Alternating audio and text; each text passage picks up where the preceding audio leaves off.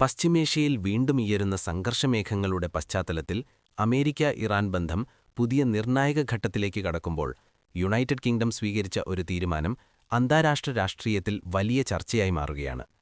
ഇറാനെതിരായ സാധ്യതയുള്ള വ്യോമാക്രമണങ്ങൾക്ക് British RAF അഥവാ royal air force താവളങ്ങൾ ഉപയോഗിക്കാനുള്ള അമേരിക്കയുടെ അഭ്യർത്ഥന ലണ്ടൻ നിരസിച്ചെന്ന റിപ്പോർട്ടുകളാണ് ഇപ്പോൾ ശ്രദ്ധ നേടുന്നത്. ഈ നിലപാട് പരമ്പരാഗത ആംഗ്ലോ അമേരിക്കൻ സൈനിക സഹകരണത്തിൽ ഒരു സൂക്ഷ്മ പക്ഷേ നിർണായകമായ മാറ്റത്തിന് സൂചന നൽകുന്നു. പ്രത്യേകിച്ച് സ്വിൻഡണിനടുത്തുള്ള RAF ഫെയർഫോർഡ് താവളവും ചാഗോസ് ദ്വീപസമൂഹത്തിലെ ഡിയാഗോ ഗാർസിയ സംയുക്ത സൈനിക താവളവും ചർച്ചയുടെ കേന്ദ്രത്തിലാണ്. അമേരിക്കയുടെ ദീർഘദൂര ബോംബിംഗ് ദൗത്യങ്ങൾക്ക് ഈ താവളങ്ങൾ തന്ത്രപ്രധാനമാണെന്ന് വിലയിരുത്തപ്പെടുന്നു. എന്നാൽ അന്താരാഷ്ട്ര നിയമങ്ങൾ ലംഘിക്കാവുന്ന മുൻകൂർ സൈനിക നടപടികളിൽ പങ്കാളികളാകാൻ തയ്യാറല്ലെന്ന നിലപാട് ബ്രിട്ടൻ എടുത്തതോടെ നയതന്ത്രവേദിയിൽ പുതിയ ചോദ്യങ്ങൾ ഉയർന്നിരിക്കുകയാണ്.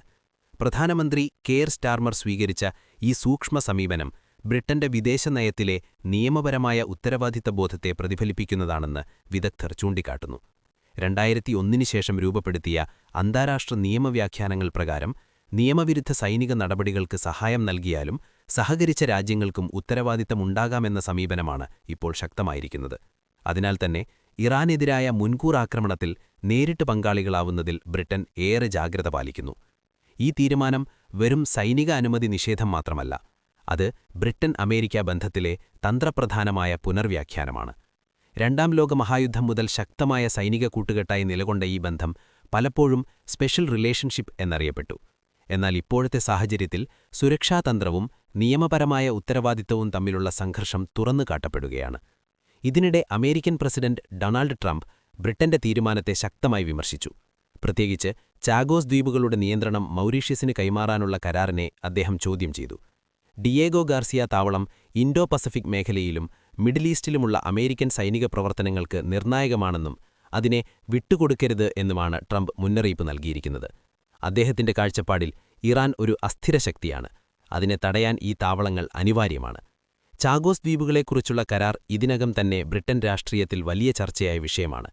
ഏകദേശം 35 ബില്യൺ പൗണ്ട് മൂല്യമുള്ള കരാറിലൂടെ ദ്വീപുകളുടെ നിയന്ത്രണം മൗറീഷ്യസിന് കൈമാറുകയും ഡിയേഗോ ഗാർസിയയെ കുറഞ്ഞത് 99 വർഷത്തേക്ക് പാട്ടത്തിന് നൽകുകയും ചെയ്യുന്ന നീക്കമാണ് നിലവിലുള്ളത്. ഈ വിഷയത്തിൽ തന്നെ ആഭ്യന്തര വിമർശനം ശക്തമായിരിക്കെ ഇറാൻ സംഘർഷം ചേർന്നതോടെ വിവാദം കൂടുതൽ സങ്കീർണമായി. ഇതേസമയം മിഡിൽ ഈസ്റ്റിൽ അമേരിക്ക സൈനിക സാന്നിധ്യം വർദ്ധിപ്പിച്ചിരിക്കുകയാണ്.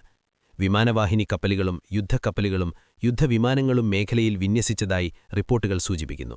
സൈനിക സമ്മർദ്ദം ഉയർത്തിക്കൊണ്ട് നയതന്ത്ര ചർച്ചകളും തുടരുന്നത് അമേരിക്കയുടെ ഇരട്ടതന്ത്രമാണെന്ന് വിലയിരുത്തപ്പെടുന്നു. ഒരു വശത്ത് സംഭാഷണം, മറുവശത്ത് ശക്തിപ്രകടനം. ഈ സമീപനമാണ് ഇപ്പോൾ അനിശ്ചിതത്വം വർദ്ധിപ്പിക്കുന്നത്.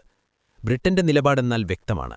അന്താരാഷ്ട്ര നിയമപരിധിക്കുള്ളിൽ മാത്രം സൈനിക സഹകരണം.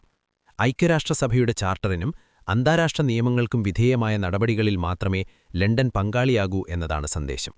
ഇറാനെതിരായ മുൻകൂർ ആക്രമണം സ്വയം രക്ഷാ നടപടിയെന്ന നിലയിൽ ന്യായീകരിക്കാമോ എന്ന ചർച്ചയിലാണ് ഇപ്പോൾ നിയമവിദഗ്ധരും രാഷ്ട്രീയ നിരീക്ഷകരും. ഈ സംഭവവികാസം ഭാവിയിൽ ഇരു രാജ്യങ്ങളുടെയും ബന്ധത്തെ എങ്ങനെ സ്വാധീനിക്കും എന്നത് ഇപ്പോൾ പ്രധാന ചോദ്യമാണ്. ഇത് താൽക്കാലിക നയതന്ത്ര ഭിന്നതയായി അവസാനിക്കുമോ, അതോ ബ്രിട്ടൻ വിദേശനയത്തിൽ ദീർഘകാല തന്ത്രപ്രധാനമായ മാറ്റത്തിന് തുടക്കമാകുമോ? അമേരിക്കയുടെ സുരക്ഷാ ആവശ്യങ്ങളും ബ്രിട്ടന്റെ നിയമപരമായ ഉത്തരവാദിത്തബോധവും തമ്മിലുള്ള ഈ സൂക്ഷ്മ സംഘർഷം അടുത്ത മാസങ്ങളിൽ കൂടുതൽ വ്യക്തമാകും. ഒടുവിൽ ഇറാൻ വിഷയത്തിൽ ബ്രിട്ടൻ എടുത്ത നിലപാട് ആഗോള രാഷ്ട്രീയത്തിൽ ഒരു പ്രധാന സന്ദേശം നൽകുന്നു. ശക്തമായ സൈനിക കൂട്ടുകെട്ടുകൾക്കിടയിലും അന്താരാഷ്ട്ര നിയമങ്ങൾക്കും സ്വതന്ത്ര നയതന്ത്ര നിലപാടുകൾക്കും പ്രാധാന്യമുണ്ടെന്നത്. സംഘർഷം രൂക്ഷമാകുന്ന സാഹചര്യത്തിൽ സംഭാഷണവും നിയമപരമായ ചട്ടങ്ങളും മുന്നിൽത്തുന്ന സമീപനം ഭാവിയിലെ അന്താരാഷ്ട്ര ബന്ധങ്ങൾക്ക് മാതൃകയാകുമോ എന്നതാണ് ഇനി കാണേണ്ടത്.